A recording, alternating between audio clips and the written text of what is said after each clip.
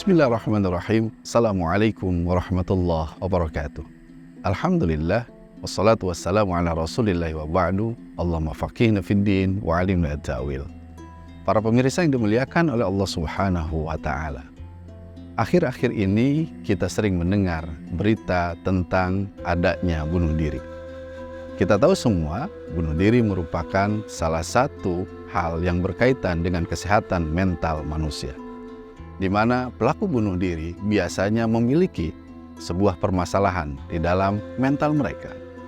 Menurut data yang diambil dari National Adolescent Mental Health Survey, dikatakan bahwa 1 dari 3 orang remaja di Indonesia memiliki kesehatan mental yang kurang baik.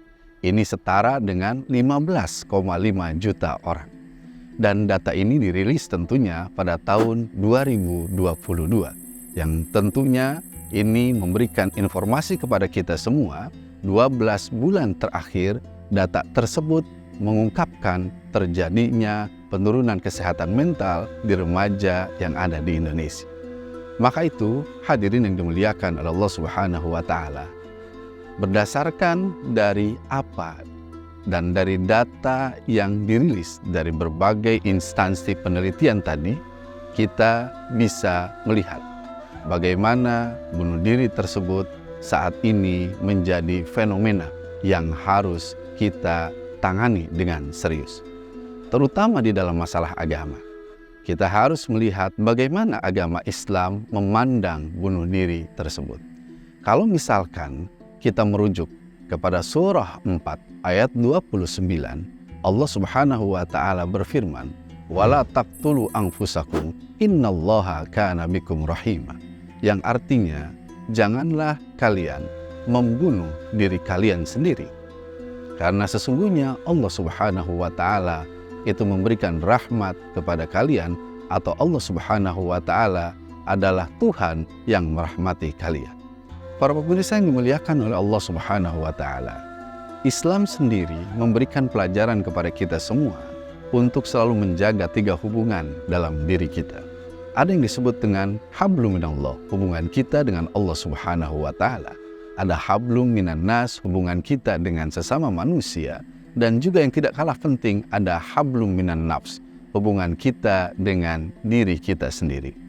Ini menandakan kepada kita sendiri, kepada kita semua, bahwa yang namanya hubungan dengan diri sendiri itu harus dijaga. Terlebih bagaimana kita memposisikan diri kita dan batin kita sebagai umat yang beragama di dalam posisi yang penuh dengan ketenangan, sehingga tidak terjadi penyakit mental di dalam diri kita. Islam pun mengajarkan kepada kita semua bagaimana kita menjadi hamba-hamba Allah Subhanahu wa ta'ala yang selalu mengedepankan kehidupan yang selaras antara duniawi dan ukhrawi, yang mana itu pun sering kita sebutkan di dalam doa kita, fid dunya hasanah wa fil akhirati hasanah wa qina azabannar. Di dunia baik, di akhirat baik, dan juga diselamatkan dari siksa api neraka. Untuk itu, mari kita sejenak untuk merenungi bagaimana cara Islam memberikan solusi kepada kita supaya kita selalu terjaga mental kita agar selalu di dalam mental yang baik. Islam mengajarkan kepada kita semua satu hal. Pertama, kita harus menjadi hamba-hamba Allah yang menjadikan diri kita dengan jiwa kita, terlebih batin kita, untuk selalu terjaga, terkoneksi dengan baik. Ketika ada kecemasan, ketika ada keluh kesah, ketika ada kegundahan di dalam diri kita, agama kita mengajarkan kepada kita semua untuk selalu terkoneksi dengan Allah Subhanahu wa ta'ala.